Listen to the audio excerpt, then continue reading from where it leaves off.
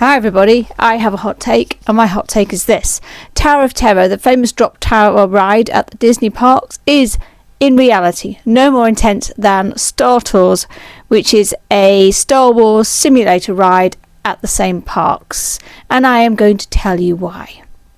First of all, before I get on to that, hey everyone, I'm Victoria, so I just do videos on a random selection of subjects, mostly theme parks, but sometimes I do some other things as well. So I do some crafting, I also have a macro car, and just random stuff.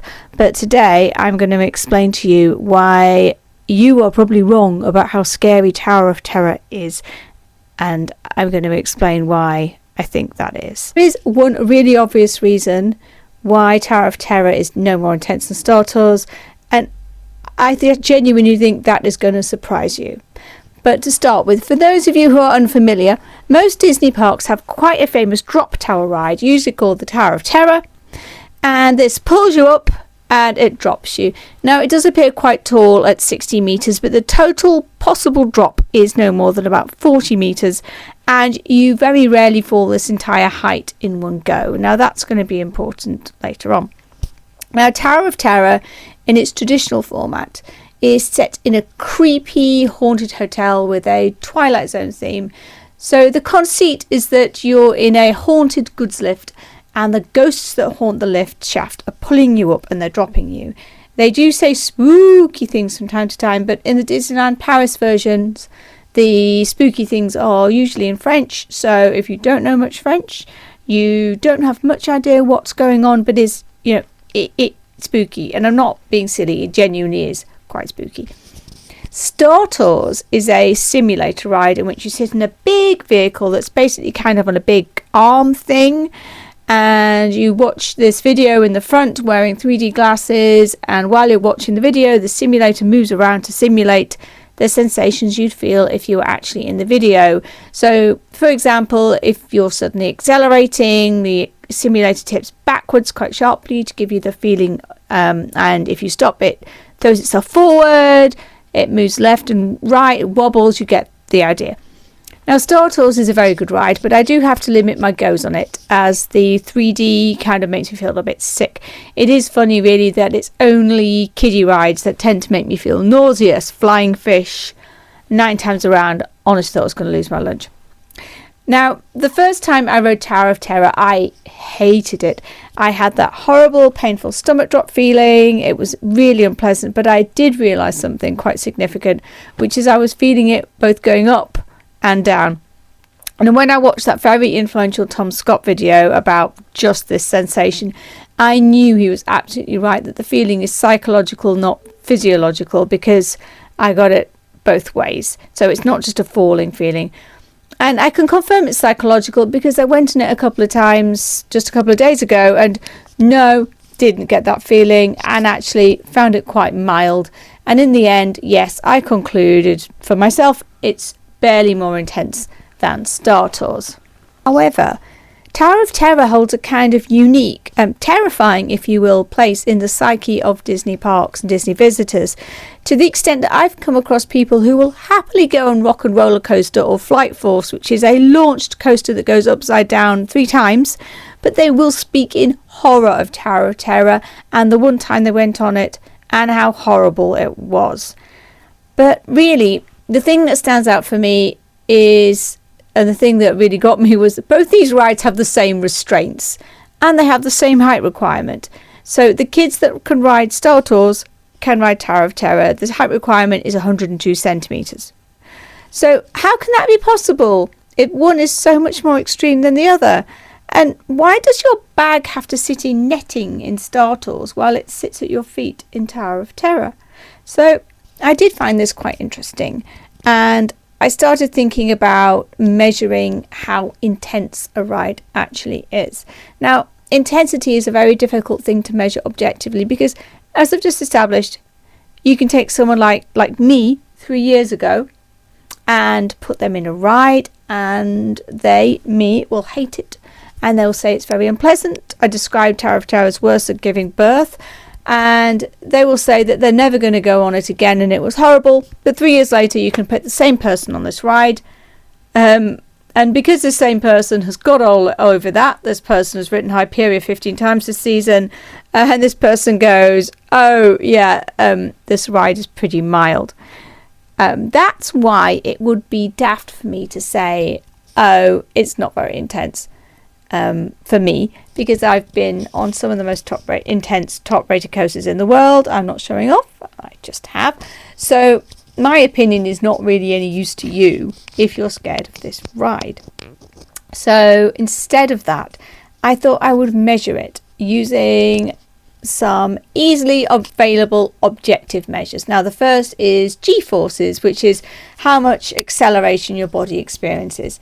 And I'd like to make it clear now, to correct the flipping AI summaries and nonsense peddled by some people on Reddit, which is just because it is a simulator, it doesn't mean you're not experiencing acceleration.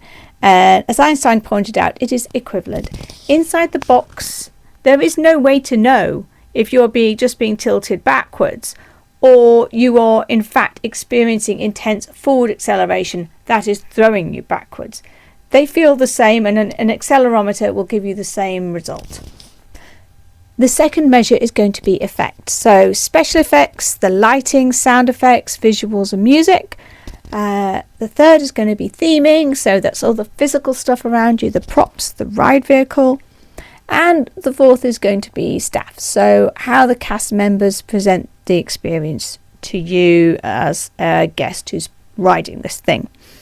So I think the combination of these is what makes people's perception of Tower of Terror as being more intense than Star Tours actually comes from. And first of all, G-forces, which is the acceleration, speeding up, slowing down, you experience while you're actually on both of these rides.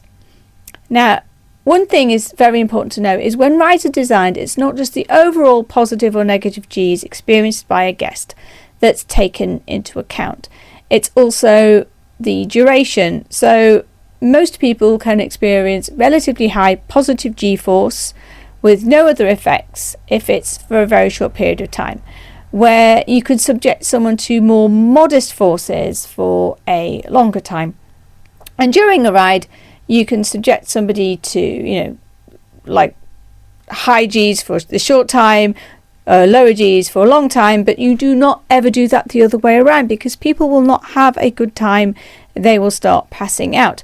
So if you don't know, high Gs can lead to people feeling very unwell. They can faint, they can pass out, all sorts of unpleasant things.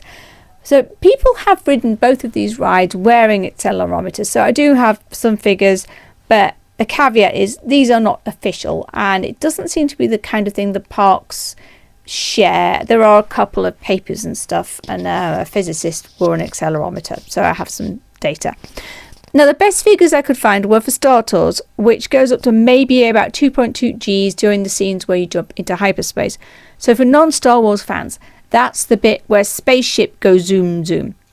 And in the sequences, the simulator tips backwards quite sharply, and hopefully I can find a clip and show you here. On the other hand, in Tower of Terror, the positive G-forces are a bit more variable because the ride has a variety of sequences where the lift is pulled up and dropped down over different heights.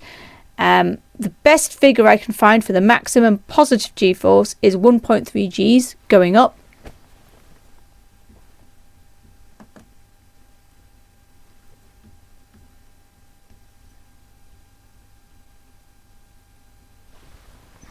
The maximum positive G-force is about 1.3 Gs. That's going up. The ride has been tested to stand 2.2 Gs. So any claim that this ride exerts forces higher than this has to be untrue, because the entire ride would have torn itself apart. But unlike Star Tours, during the drop sequence, riders do also experience some mild floater airtime, which is the effect of negative G-forces, which has been measured at 0.9 Gs. Now, this is not something that Star Tours is going to be able to replicate, and I think it's this that freaks people out, because if you're not used to it, you don't know what the hell is going on. In addition, Star Tours doesn't just simply go up and down. It tilts from side to side and throws riders around in an unpredictable manner.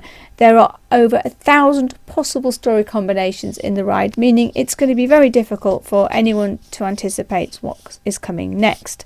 Tower of Terror, on the other hand, can only go in 2 directions.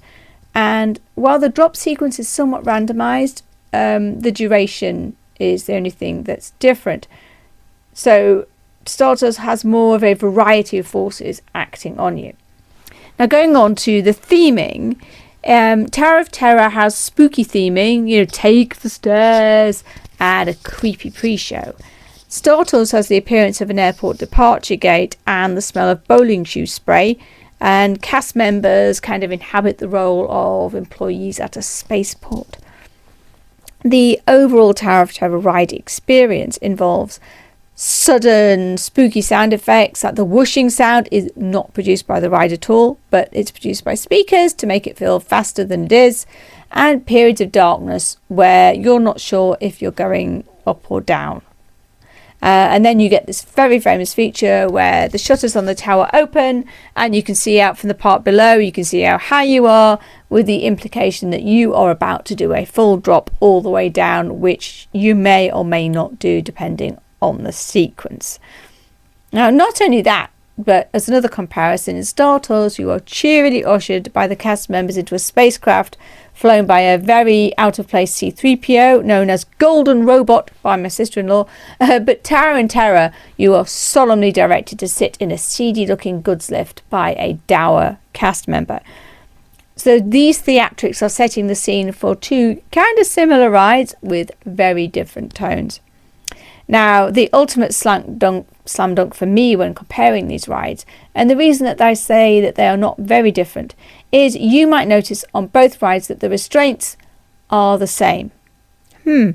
Why would such an apparently extreme ride have just a lap belt, like a seat belt that you get on an aircraft, as a restraint, when other drop towers go the whole hog and have over-the-shoulder ones? Could it be that the relatively mild forces at work are not in fact all that strong and a lap belt is all that's needed? Then consider your bag. Because you're just going up and down, your bag doesn't need any restraint on Tower of Terror. It might lift off the ground a little bit. But in Star Tours, it needs to sit in a net to stop it sliding around the ride vehicle and getting lost. So, my conclusion is, on a purely physical basis, no, Tower of Terror is not more intense than Star Tours, and the rest is theatre. Now, the ride's scary reputation is a testament to the skill of Disney's Imagineers, who took a fairly mild drop tower ride and created such an atmosphere of fear around it that even 30 years after it debuted, people are still freaking out about it. So, do you disagree? That's fab. Do tell me why I'm wrong in the comments. I would also be interested to know if the Guardians of the Galaxy re-theme in California has changed anyone's minds as well, because that's very much more of a crazy wacky jape than a terrifying ride in a haunted goods lift. I'd be very intrigued to know what people think. Thank you very much. If you disagree, do let me know in the comments. Do feel free to like and subscribe. And as always, a very big thank you to my Patreon supporters who do keep the lights on here at Trellis Studios. Obviously, that's Moss, that's Evie, and that's Jessica. And a big shout out to Judith, who is, of course, the my founding Patreon member. She was a bit shy before, but she did say that she's now ready to get a full mention. And I will see you guys in the next one. Bye bye.